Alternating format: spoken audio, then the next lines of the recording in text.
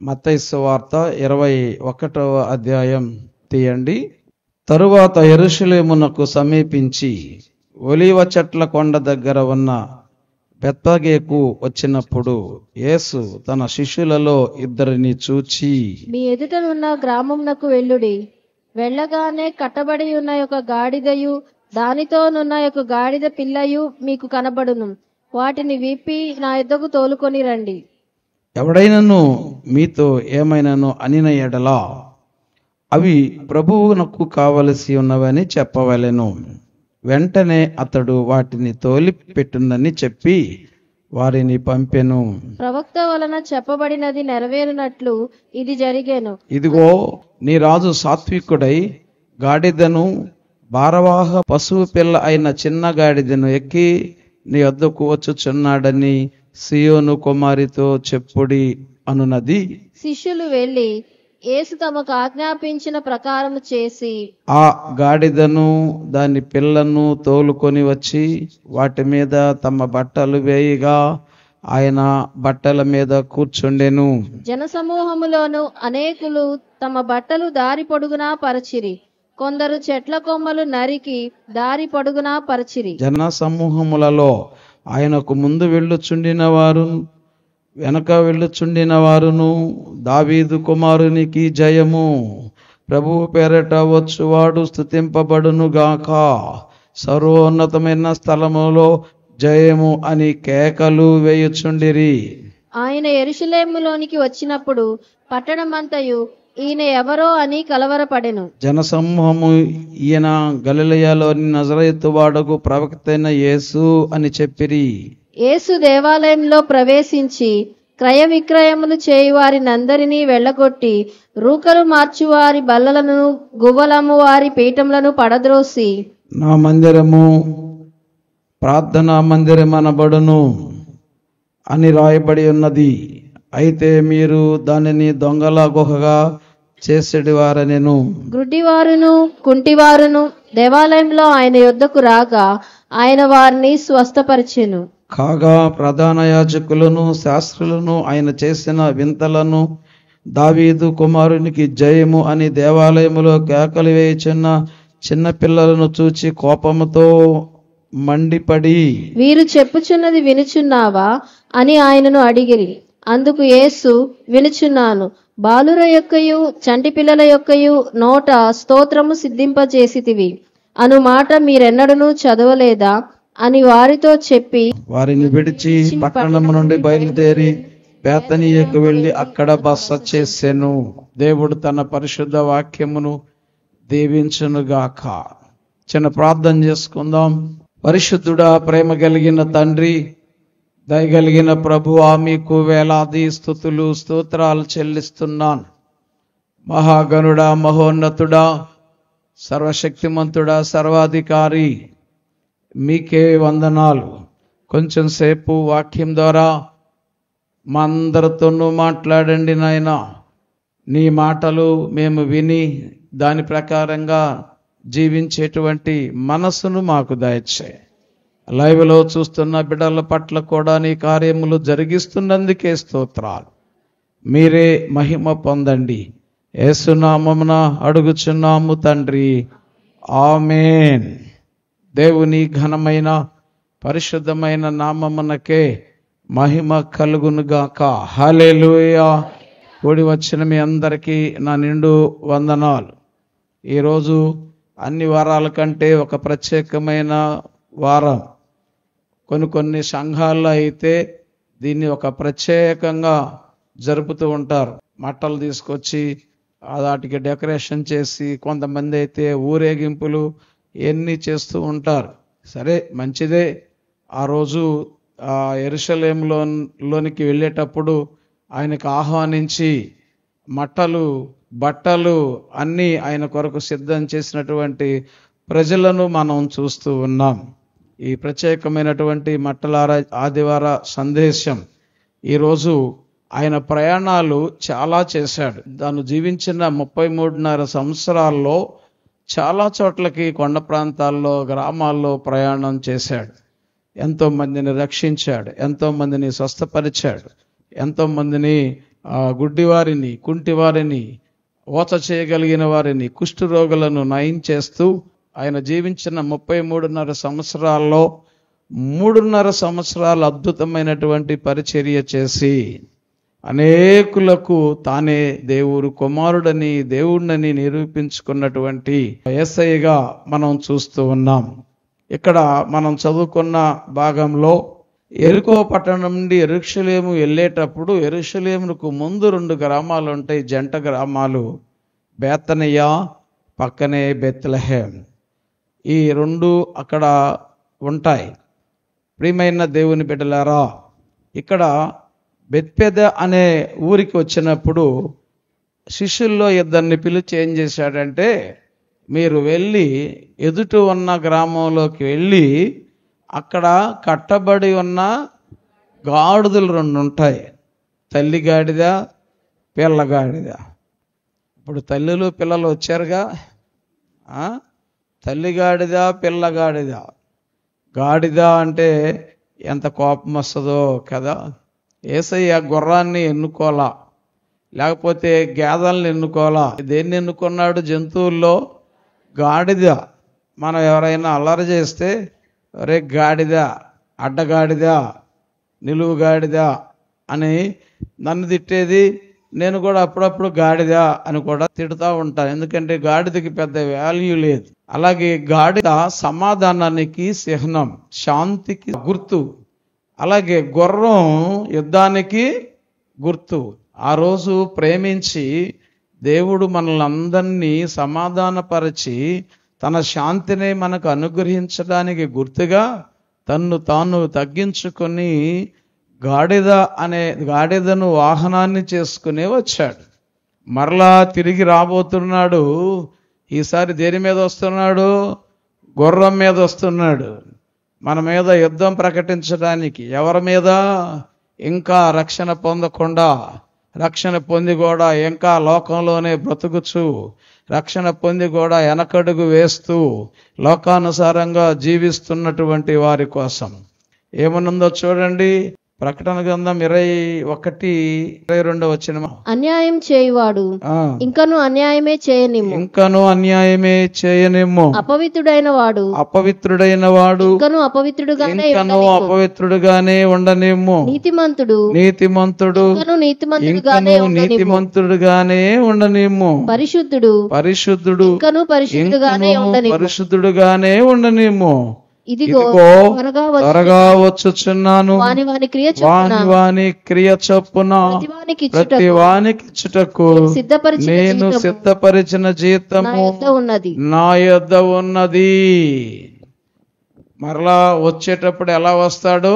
యుద్ధానికి వస్తాడు, తీర్పు తీర్చడానికి వస్తాడు. అన్యాయంలో బతుకుతున్నాడా? బ్రతకని. మందులో బతుకుతున్నాడా? బ్రతకని. అక్రమాల్లో బతుకుతున్నారా? బ్రతకని. లోకంలో బతుకుతున్నారా? బ్రతకని. పరిశుద్ధుడిగా ఉన్నాడా? ఉండని. రక్షణ పొందాడా? పొందని. నమ్మకంగా ఉన్నాడా? ఉండని. యథార్థంగా ఉన్నాడా? ఉండని. మాయ పనులు చేస్తున్నారా? చెయ్యని. ఇదిగో నేను త్వరగా వచ్చుచున్నాను, జీతం తీసుకొస్తున్నాను. కరెక్ట్గా జాబ్ చేసినోడికి జీతం ఫుల్గా పడుద్ది, కరెక్ట్గా జాబ్ చేయనోడికి డెబార్ సెక్షన్ అవుతుంది కదా, తీసేస్తారు. ఇంకా ఆయన మాట వినకుండా, ఆయన మాట నమ్మకుండా, ఆయనను వెంబడించకుండా, ఆయనను అంగీకరించి రక్షణ పొంది ఇంకా వెనకడుగు వేస్తున్నటువంటి వారు, నమ్మకంగా ఉన్నవారు, నమ్మకంగా లేనివారు, ఎవరికి కావలసిన జీతాన్ని దేవుడు త్వరగా ఇవ్వడానికి వస్తూ ఉన్నాడు. ఇప్పుడేమో గాడిద మీద ఎక్కి వస్తూ ఉన్నాడు. సమాధానముతో వచ్చాడు, ప్రేమతో వచ్చాడు. ప్రియమైన దేవుని బిడ్డలారా, ఆ ప్రయాణం ఆఖరి ప్రయాణం. అనేక ప్రాంతాలు 3.5 సంవత్సరాలు తిరిగి ఇది ఆయన జీవితంలో ఆఖరి ప్రయాణం. భస్మ బుధవారం నుండి గనక మనం లెక్కేసుకుంటే దాదాపుగా ఈ రోజుకే 40 days కంప్లీట్ అవుతాయి. ప్రియమైన దేవుని బిడ్డలారా, ఈ 40 daysలో కూడా ఆయన అనేకమైనటువంటి కార్యాలు జరిపించారు. అలాగే ఈ రోజు కూడా ఇక్కడ మనం చూసినటువంటి భాగంలో 13, 14 వచనాల్లో మనం చూస్తున్నాం, గుడ్డివారు, కుంటివారు స్వస్థపరచబడినారు. పిల్లలు దేవుణ్ణి స్తుతించేటువంటి వారం. ఒక చోట అయితే అందరిని ఆపండి, ఏంటి గోళ అని చెప్పి మనుషులు అన్నప్పుడు, మీరు గనక ఆపినా లేకపోతే వాళ్ళు ఆగినా ఈ రాళ్ళు లేచి స్తుతిస్తాయి అని చెప్పి అక్కడ వారిని గద్దించినట్లుగా మనం చూస్తూ ఉన్నాం. కనుక ఆయన జీవించినటువంటి కాలం, ఈ ప్రయాణాల్లో ఈ ఆఖరి ప్రయాణం ఒక అద్భుతమైనటువంటి ప్రయాణంగా మనం చూస్తూ ఉన్నాం. కట్టబడినటువంటి ఆ గాడిదలు మనం అనుకున్నామనుకో, చాలా మంది ఈ రోజున దేవుని సన్నిధికి రాలేక కొన్ని కట్టుబాట్లతో కట్టబడి ఉన్నట్లుగా బ్రతుకుచున్నారు. ఇదిగో వెళ్దాం అనుకుంటారు, ఇదిగో వద్దాం అనుకుంటారు. కొంతమందికి వారి కులం అడ్డం వస్తుంది, కొంతమందికి వారి మతం అడ్డం వస్తుంది. పాపిష్టి జీవితంలో ఉన్నవారు కూడా దేవుని సన్నిధికి ఇంపార్టెన్స్ ఎవరు, దేవుని సన్నిధికి రావడానికి అంత ఇష్టపడరు. అలాగ వారి కార్యాలను ప్లాన్ చేసుకుని మరీ ప్రియమైన దేవుని బిడ్డలారా దేవునికి దూరంగా ఉండటానికి ప్రయత్నం చేస్తారు కట్టబడినటువంటి స్థితిలో ఉన్నవారు. అలాగే ఇంకా రక్షణ పొందకుండా ఇక్కడ హోసన్నా జయం జయం జయం అని అంటుంటారు. హోసన్నా అంటే మమ్మల్ని ఇప్పుడే రక్షించు అని అర్థం. మాకు ఇప్పుడు రక్షణ కావాలి, మమ్మల్ని రక్షించని ఆ యెరూషలేములో ఉన్నవారు ప్రియమైన దేవుని బిడ్డలారా, ఆయన వస్తూ ఉంటే, ఆ యెరూషలేముకి వెళుతూ ఉంటే ఆశ్చర్య అద్భుత కార్యాలు జరిగినట్లుగా మనం చూస్తున్నాం. ఆ గాడిద పిల్లను వచ్చిన తర్వాత ఇక్కడ రాయబడింది, గాడిద పిల్ల మీద ఆయన ఎక్కి యెరూషలేము పట్టణంలోనికి ప్రవేశించినట్లుగా మనం చూస్తున్నాం. ఇది ఒక రాజుని అభిషేకించడానికి గుర్తు. బట్టలు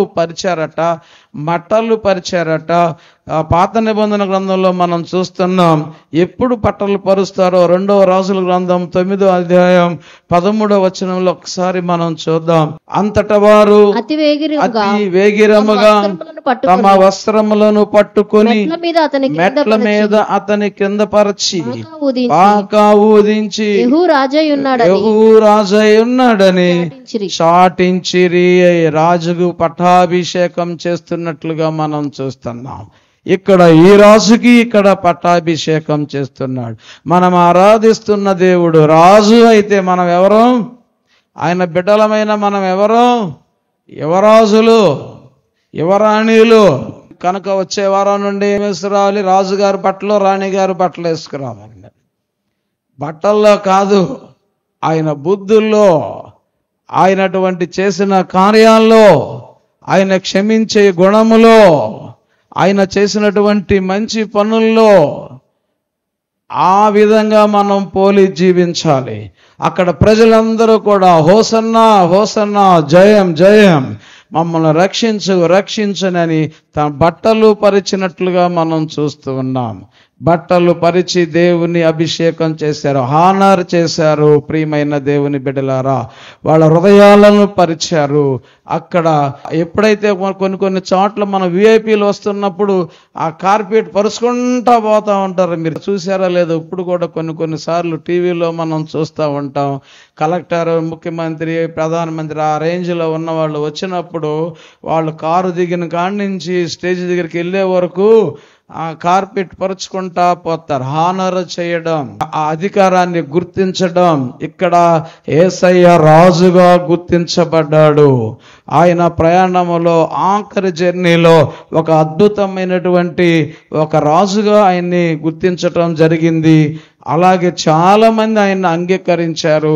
అయ్యా, మమ్మల్ని రక్షించడానికి వచ్చిన రక్షకుడు, లోకమంతా పాపములో శాపములో నిండిపోతే, అశాంతితో నిండిపోతే, పాపము చేత వచ్చే రోగాలతో నిండిపోతే వాళ్ళందరినీ రక్షించడానికి దేవుడే మానవుడిగా యేసుక్రీస్తుగా ఈ లోకానికి వచ్చాడు. అనేకమైనటువంటి కార్యాలు జరిపించారు. ఆయన రాకముందు చాలా మంది ప్రవచించారు. ఇది కూడా ఒక ప్రవచనం నెరవేర్పులాగా మనం చూస్తున్నాం. జకర్యా గ్రంథం 9వ అధ్యాయం 9వ వచనం, సియోను నివాసులారా బహుగా సంతోషించుడి, యెరూషలేము నివాసులారా ఉల్లాసముగా ఉండుడి. నీ రాజు నీతిపరుడును రక్షణ గలవాడును దీనుడునై గాడిద పిల్లను ఎక్కి నీ వద్దకు వచ్చుచున్నాడు. హల్లెలూయా. దాదాపు 750 సంవత్సరాల క్రితమే ప్రవచించిన ఈ ప్రవచనము నెరవేర్పుగా మనం చూస్తున్నాం. యేసు క్రీస్తు గురించి ప్రవచించిన ప్రవచనాలన్నీ నెరవేర్చబడ్డాయి. ఇంకొక ప్రవచనమే ఆయన తిరిగి మరలా రాబోతున్నాడు అనేటువంటి ప్రవచనము ఒకటి నెరవేర్చబడాలి. వస్తే ఈసారి గాడిద మీద రాడాయనా, వస్తే ఈసారి యుద్ధానికి సిద్ధమై వస్తాడు. అప్పుడు వరకు కూడా రక్షణ పొందకుండా, అప్పుడు వరకు కూడా రక్షణ పొంది వెనకడుగు వేస్తూ, ఆయన శరీరాన్ని తిని అనే రక్తాన్ని పానీయము చేయకుండా ఇష్టానుసారమైనటువంటి జీవితాన్ని జీవిస్తున్న బిడ్డలకు తీర్పు తీర్చడానికి వస్తూ ఉన్నాడు. హల్లెలూయా. కనుక మనం సిద్ధంగా ఉండాలి. ఈరోజు స్వస్థత ఇస్తున్నందుకు సిద్ధంగా ఉండాలి. ఇది చిన్న పిల్లల పండగ కూడా అనవచ్చు. ఇంతకు ముందు నేను మా చర్చిలో సండే స్కూల్ నడిపించేటప్పుడు పిల్లలకు ఒక వారం ముందు చెప్పేవాడిని, మీరందరూ ఈత మట్టలు తీసుకుంటండి అంటే వాళ్ళందరూ పెద్దవాళ్ళని అడిగి, డాడీ మమ్మీ అడిగి పొలాల్లోకి వెళ్ళి ఈత మట్టలు కోరుకొని వచ్చి వాటికి చివర్లో ముళ్ళకి పూలు వచ్చి తీసుకుని వచ్చేవాళ్ళు. కొన్ని సార్లు వాళ్ళని ఊరేగింపుగా తీసుకెళ్లేవాళ్ళం. ఈ రోజున మట్టలు ఏమైపోయినాయో, ఈత ముళ్ళు అయిపోయినాయో, అసలు ఎవరికి అసలు ఆ ధ్యాస లేదు. కొంతమందికి ఈరోజు మట్టల ఆదివారం అనేటువంటి గుర్తు కూడా లేదు. ఇవాళ మట్టల ఆదివారం మర్చిపోయానే అనుకునే పరిస్థితి వచ్చింది ఈరోజు. ఏది ఏమైనా రక్షణ పొందిన వారికి ప్రతిరోజు మట్టల ఆదివారమే, ప్రతిరోజు క్రిస్మస్సే, ప్రతిరోజు ఆనందమే. రక్షణ పొందిన వారికి పండగ రోజే పండగ, ఆదివారమే ప్రార్థన. మిగతా రోజులకి ప్రార్థనలు ఉండవు. క్రిస్మస్కి మాత్రం మంచి మంచి చీరలు, మంచి మంచి డ్రెస్సులు. అలాగే గుడ్ ఫ్రైడేకి ఎయిర్లే. గుడ్ ఫ్రైడేకి మరి బాధ కదా, ఆ రోజు మాత్రం పాత డ్రెస్సులు వేసుకుని ముఖమంతా వికారం చేసుకుని ఫుల్గా తిని వస్తారు. కాకపోతే ఆయనలో కొంతమంది ఉపవాసం ఉంటారు. ఆ రోజు మీద యాక్షన్, మళ్ళీ ఒకరోజు మౌనంగా ఉంటారు, బయటికి రారు.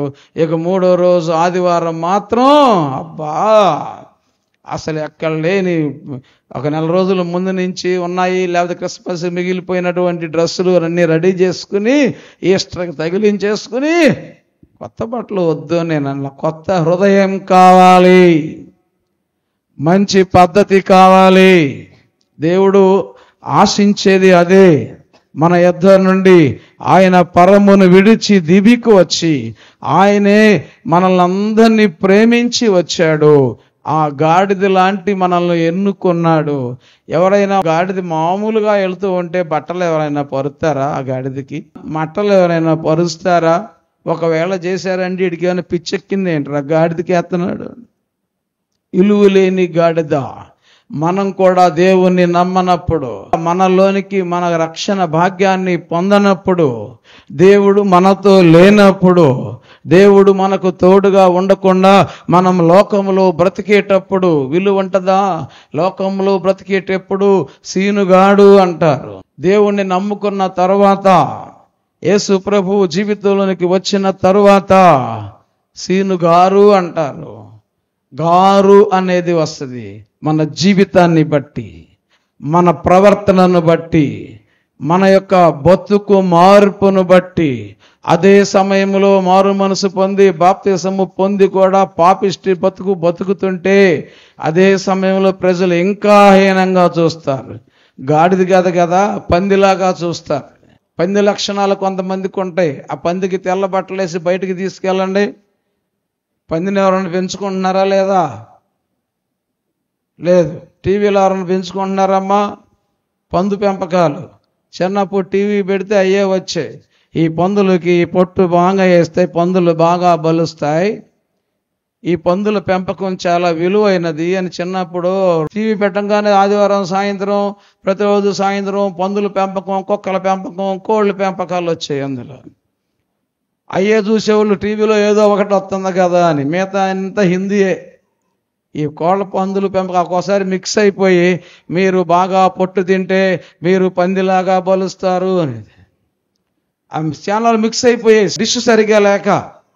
ఒక పక్క ఇంకో ఛానల్లో నేనేమో మీరు బాగా హార్లిక్స్ తాగితే బాగా మంచిగా తయారవుతారు, పుష్టిగా బలుస్తారు అని ఉందనుకో. ఇక్కడ పందులకు బాగా పొట్టు వేస్తే మీరు బాగా బలుస్తారు అని మిక్స్ అయిపోయి వచ్చి పందులు తొట్టి ఏంటి తినటం ఏంటి, మనం బలవటం ఏంటి అనుకునేది. ఇప్పుడంతా డిజిటలైజేషన్ అయిపోయింది. ఒక విలువ లేకుండా ఉన్న గాడిద మీద యేసయ్య ఎక్కినప్పుడు ఆ గాడిద మీద బట్టలు వచ్చాయి, గాడిద కింద బట్టలు వచ్చాయి. కాళ్ళకు మంటి అంటకుండా చూసుకున్నట్లుగా మనం చూస్తున్నాం. దేవుడు కలిగి ఉండి ఆ దేవుని మాట ప్రకారం జీవిస్తున్న ప్రతి బిడ్డకి అంత విలువ వస్తుంది.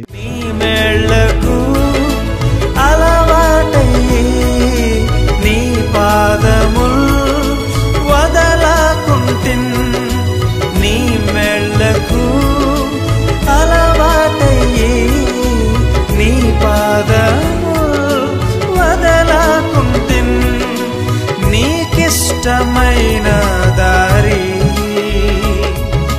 కనుగొంటిన్ నీతో చేరి.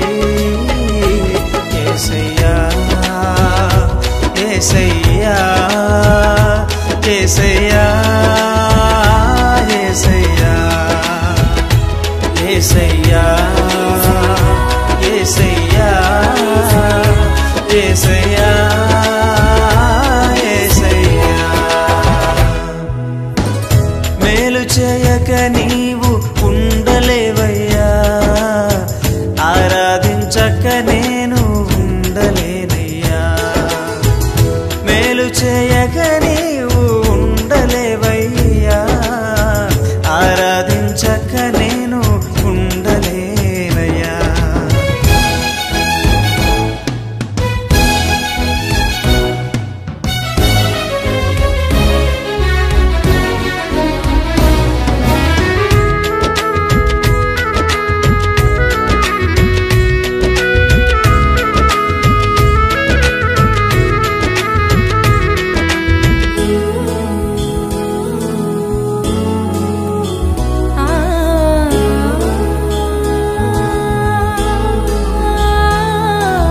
పాపములు చేశాను నేను, నీ ముందర నా తల ఎత్తలేను.